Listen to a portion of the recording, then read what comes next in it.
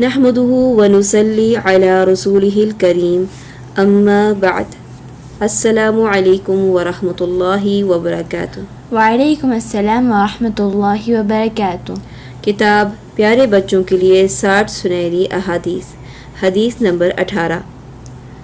قال رسول اللہ صلی اللہ علیہ وسلم اتقوا النار ولو بشق تمرہ، جہنم کی آگ سے بچو چاہے کھجور کے ایک ٹکڑے ہی کو صدقہ و خیرات کر کے بچو۔ پیارے بچوں، ہر مسلمان کو جہنم کی آگ سے بچنے کی پوری کوشش کرنی چاہیے۔ اس کے لیے اللہ کو راضی کرنے والے کام کرنے چاہیے۔ رسول اکرم صلی اللہ علیہ وسلم نے اللہ کو راضی کرنے کے بہت سارے طریقے بتائے ہیں، اور ان میں سے ایک صدقہ کرنا ہے۔ لیکن ہم نے حدیث نمبر 9 میں پڑھا تھا کہ ہر نیکی صدقہ ہے۔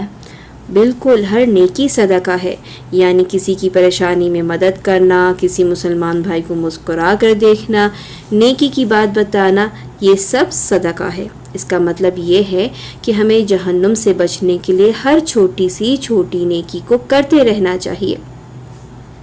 کھجور کے ٹکڑے سے کیا ہوگا؟ اس کی تو کوئی ویلیو بھی نہیں ہے، یعنی وہ تو معمولی سا ہوتا ہے۔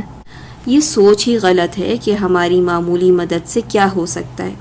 یہاں کھجور کے ٹکڑے کا ذکر ہی اس لیے کیا گیا ہے کہ اس کا نہ وزن ہوتا ہے نہ ہی زیادہ قیمت، پھر بھی وہ جہنم کی آگ میں رکاوٹ بنے گا۔ قرآن مجید میں اللہ تعالیٰ فرماتا ہے، بے شک صدقہ دینے والے مرد، صدقہ دینے والی عورتیں اور جو خلوص کے ساتھ اللہ کو قرض دے رہے ہیں، ان کے لیے یہ بڑھایا جائے گا اور ان کے لیے پسندیدہ اجر و ثواب ہے۔ یعنی صدقہ جتنا بڑا ہو یا چھوٹا ہو، معمولی ہو یا بہت زیادہ ہو، جیسا بھی ہو، لیکن اللہ سبحانہ و تعالیٰ صدقہ کو قبول کرتے ہیں، اور صدقہ کی وجہ سے انسان جہنم سے دور ہو جاتا ہے۔ آپ مجھے اس کے بارے میں کوئی واقعہ سنا سکتی ہیں؟ جی ضرور۔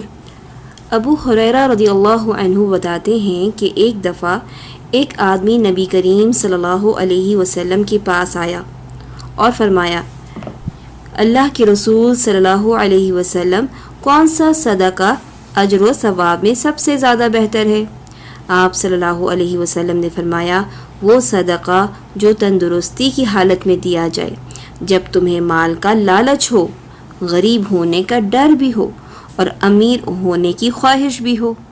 پھر مزید وضاحت کرتے ہوئے بتایا کہ اس وقت کا انتظار مت کرو جب مرنے کے قریب پہنچ جاؤ، اور تب وصیت کرو کہ فلاں کو اتنا دے دو اور فلاں کو اتنا، کیونکہ اس وقت تو وہ مال ویسے ہی لوگوں کا ہو چکا۔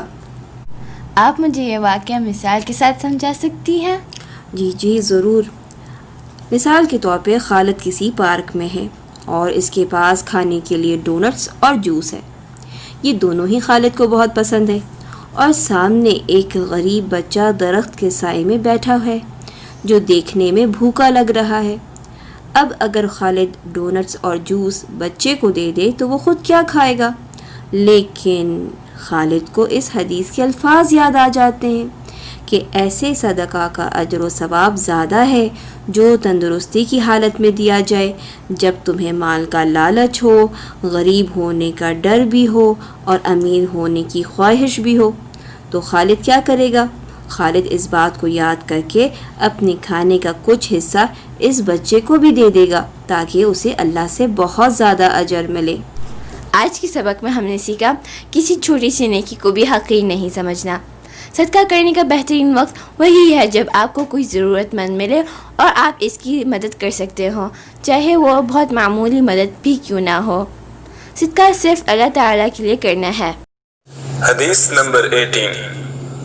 قال رسول اللہ صلی اللہ علیہ وسلم، اتقوا النار ولو بشق تمرۃ، اتقوا النار ولو بشق تمرۃ،